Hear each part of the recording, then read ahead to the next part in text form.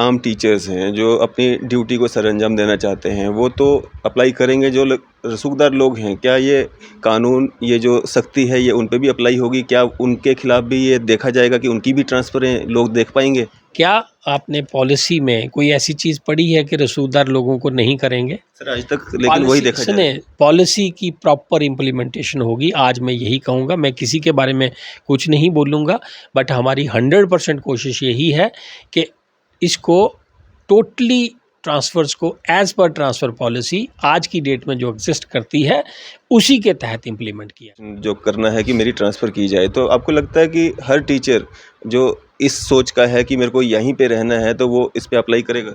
हमारा क्या काम है? हमारे पास एजुकेशन डिपार्टमेंट का सारा डाटाबेस है। आपके माध्यम से ये मैं बताना चाहता हूँ कि जो टीचर इस तरह की सोच रखते हैं कि हम अप्लाई नहीं करेंगे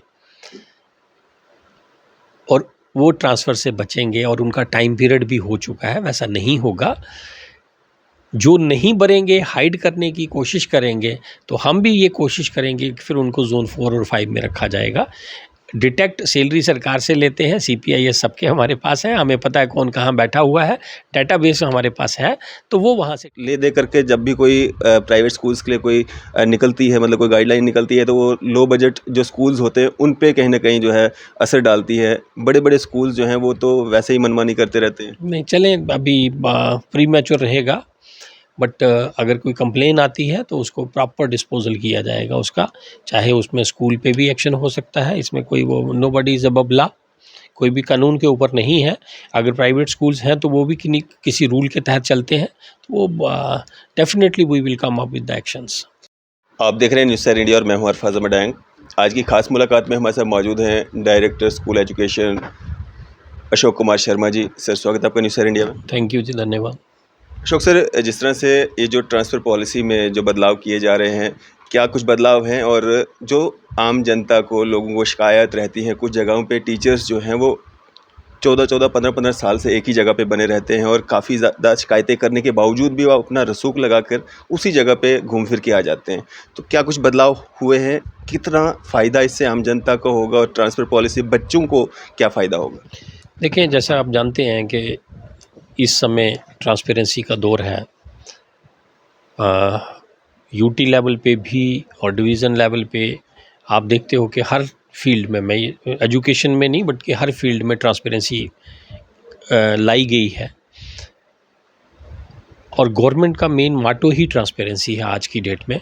और उसी कड़ी के तहत एजुकेशन डिपार्टमेंट में भी जो नई ट्रांसफ़र पॉलिसी लाई गई है, बिकॉज एजुकेशन डिपार्टमेंट ही बच्चों की पढ़ाई के लिए बनाया गया है, और उसको देखते हुए ये ट्रांसफ़र पॉलिसी भी स्टूडेंट सेंट्रिक बनाई गई है कि ठीक है, हमें अपनी जो हमारी ह्यूमन रिसोर्स इश्यूज़ रहते हैं या ह्यूमन जो स्टाफ है हमारा, उनके वेलफेयर के बारे में, उनकी जेन्युइन प्रॉब्लम्स को भी हमें देखना है, but at the same time बच्चों की एजुकेशन के साथ किसी भी किस्म का कंप्रोमाइज़ जो है वो नहीं किया जाएगा। वही ये ट्रांसफ़र पॉलिसी हमारी इंश्योर करती है। बहुत सी जगह से कंप्लेन है कि बाहर फार फ्लंग एरिया में लोग नहीं जाते हैं, इसीलिए फार फ्लंग एरिया ज़ोन 4 और 5 में जो स्टे का टेन्योर है उसको कम किया गया है, ताकि लोग आराम से वहाँ जाएँ। अगर ज़ोन 5 की बात करते हैं, विच आर इनएसेसिबल एरियाज़, वहाँ 1 साल का रखा गया है, ताकि 1 साल के बाद उन लोगों को वापस ट्रांसफ़र किया जाएगा, नए लोगों को भेजा जाएगा। और इसमें जो लोग उस एरिया में जाएंगे, फीमेल्स को 5 में नहीं भेजा जाएगा, और साथ में उनकी हेल्थ कंडीशंस और उनकी एज फैक्टर को भी देखा जाएगा। ये सब एज फैक्टर, हेल्थ इश्यूज़, इनको देखना जो है, this is for the welfare of the education fraternity, but at the same time बच्चों को भी पढ़ाना है हमने।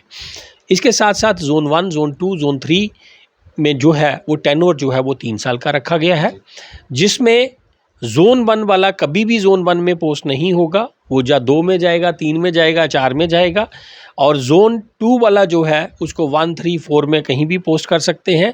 और फीमेल्स को कोशिश की जाएगी कि ज़ोन 3 और 2 में ही रखा जाए, 4 और 5 में कम भेजा जाए। अगर कोई उसी एरिया के रहने वाले हैं और वो ट्रांसफ़र ऑप्ट नहीं करते हैं, उसमें चॉइस देते हैं कि हम इसी जोन में काम करना चाहते हैं, तो कोशिश ये रहेगी कि उनको भी डिसलोकेट नहीं किया जाए, बिकॉज ये हमें नॉर्थ और साउथ पोल को नहीं मिलाना है, हमें स्कूल भी चलाने हैं। ये सारी चीज़ों को फैक्टर इन करने के बाद ट्रांसफ़र्स को इफ़ेक्ट किया जाएगा।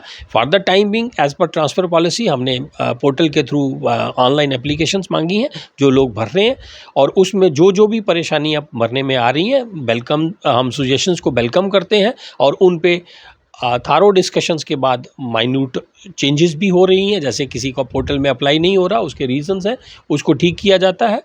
और इन फ्यूचर भी अगर कोई किसी को परेशानी आती है तो हमारी मेल हमने दे रखी है, उस पे मेल करें, चाहे कम्युनिकेट करें किसी भी तरीके से थ्रू देयर ऑर्गेनाइजेशंस का कन्वे कर सकते हैं, तो चाहे आप लोगों के थ्रू भी कन्वे हो सकता है, तो हम उसमें नेसेसरी जो करेक्शंस हैं वो करते जा रहे हैं।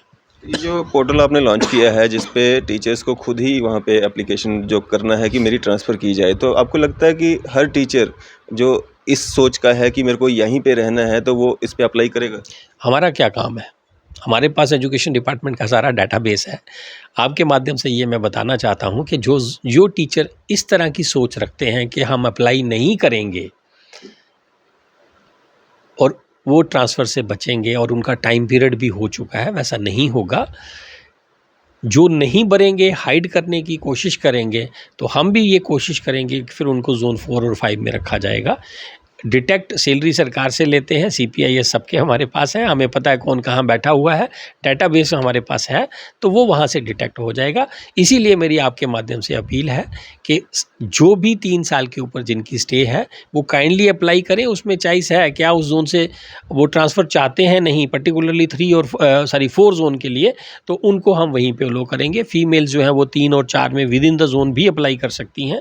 तो ऐसा नहीं है कि हमें टीचर्स को ही उठा के फेंकना है, नो, हमें स्कूल भी चलाने हैं और सब्जेक्ट्स को देखते हुए, स्कूल की रिक्वायरमेंट को देखते हुए, वहाँ की वैकेंसी को देखते हुए, स्टूडेंट की स्ट्रेंथ को देखते हुए ये पोस्टिंग्स की जाएंगी।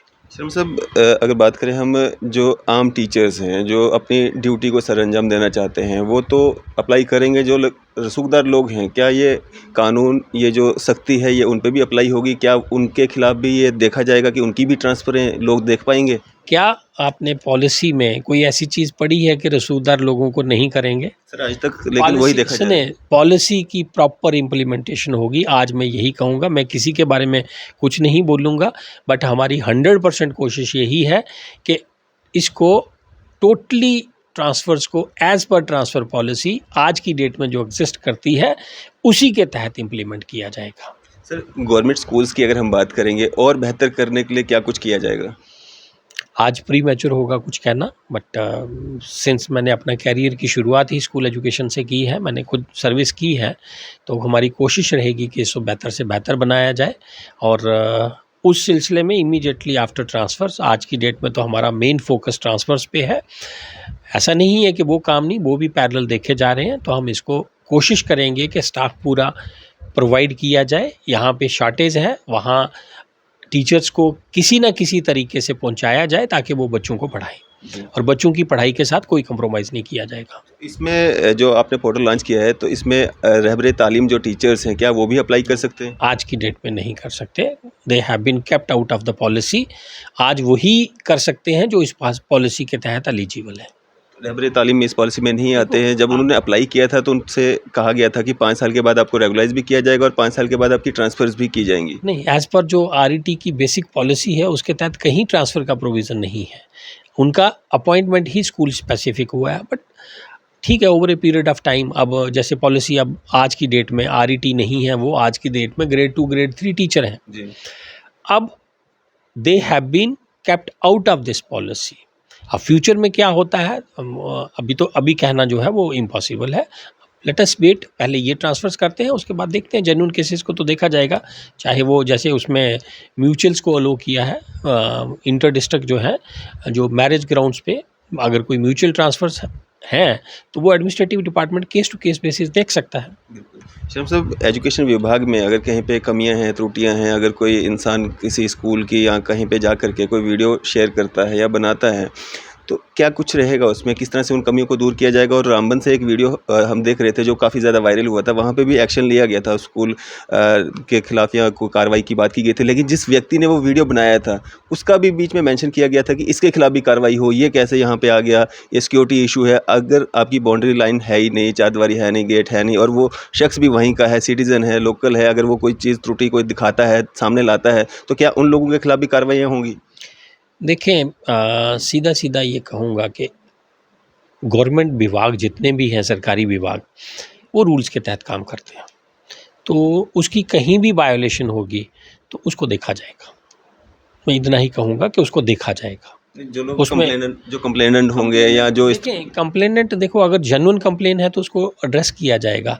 अगर complain for the sake of complain होगी तो नेचुरली क्या करेंगे उसमें, आप सोच सकते हैं हम क्या कर सकते हैं उसमें। मतलब प्राइवेट स्कूल्स का भी काफ़ी ज़्यादा इशू बना हुआ है, बड़ा शोर-शराबा है, सड़कों पे लोग आ जाते हैं, प्रोटेस्ट करते हैं, काफ़ी देखा भी जाता है कई जगहों पे फ़ीस ज़्यादा ली जा रही है या कुछ है, और ले दे करके जब भी कोई प्राइवेट स्कूल्स के लिए कोई निकलती है, मतलब कोई गाइडलाइन निकलती है, तो वो लो बजट जो स्कूल्स होते हैं उन पे कहीं ना कहीं जो है असर डालती है। बड़े बड़े स्कूल्स जो हैं वो तो वैसे ही मनमानी करते रहते हैं। नहीं, चलें, अभी प्री मैच्योर रहेगा, बट अगर कोई कंप्लेन आती है तो उसको प्रॉपर डिस्पोजल किया जाएगा उसका, चाहे उसमें स्कूल पे भी एक्शन हो सकता है। इसमें कोई वो नोबडी इज़ अबव लॉ, कोई भी कानून के ऊपर नहीं है। अगर प्राइवेट स्कूल्स हैं तो वो भी किसी रूल के तहत चलते हैं, तो वो definitely we will come up with the actions. Sir, क्या एक मैसेज रहेगा आपका आम जनता के लिए भी और अपने विभाग में जो कर्मचारी काम कर रहे हैं सारे? देखिए, मैं आम जनता को तो नहीं मैसेज दे पाऊँगा, मैं बच्चों को और टीचर फ्रेटर्निटी को मैसेज ज़रूर दूँगा कि आप बच्चों का मेन फ़र्ज़ है कि वो पढ़ें, मेहनत करें और इस कॉम्पिटिटिव दौड़ में आगे आएँ। आपको मालूम है कि चाहे प्राइवेट सेक्टर है, चाहे गवर्नमेंट सेक्टर है, नौकरियां पाने के लिए बहुत मेहनत करनी पड़ती है। वो पढ़ें, मन लगा के पढ़ें और अपने पेरेंट्स की जो ख्वाहिशात हैं उनको भी पूरा करें। और टीचर फ्रेटर्निटी को यही कहूँगा कि do justice with your profession. अपने प्रोफेशन के साथ जस्टिस करें, जिसके लिए सरकार ने उनको अपॉइंट किया है, वो काम उनके लिए प्रायोरिटी होना चाहिए। मैं इतना ही कहूँगा। Thank you. शुक्रिया सर हमारे साथ बातचीत करने के लिए। थैंक यू, धन्यवाद। तो ये थे हमारे साथ director school education Ashok Kumar Sharma ji. आपकी इस सब पे क्या राय है, अभी अपनी राय जरूर साझा कीजिएगा। इसी तरह की मज़ीद अपडेट्स के लिए आप देखते रहें न्यूज़ सर इंडिया। मैं अरफाज़ अहमद, कैमरामैन शाहनवाज के साथ।